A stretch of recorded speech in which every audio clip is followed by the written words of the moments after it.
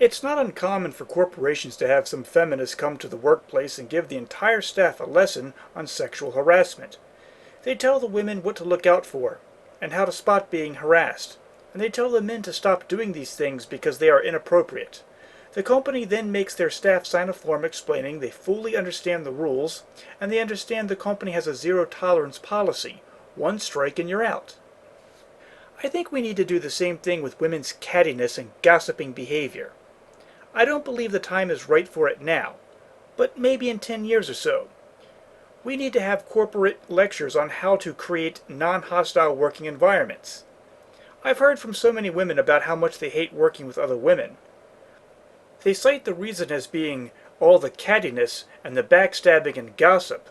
Every woman is in every other woman's business. The constant gossip and stereotypical mean girl bullying that takes place in high school.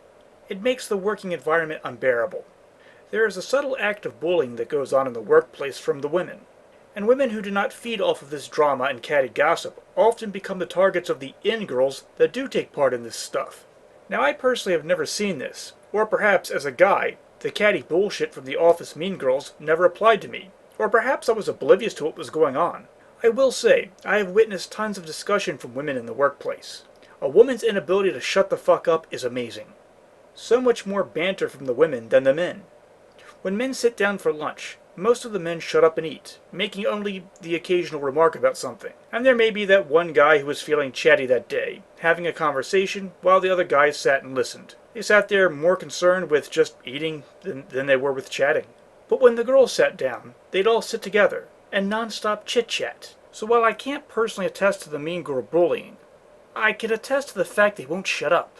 But I say this, corporations need to be giving lectures on inappropriate conversation and subtle bullying. And in the way the sexual harassment lectures presume men to be the harassers, these lectures should focus on women being the harassers.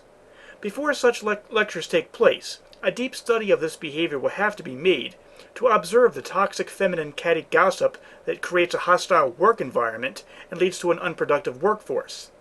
Maybe once these anti-gossip policies get put into place, women will finally shut up and do some work, and then who knows, get that promotion and close that pay gap.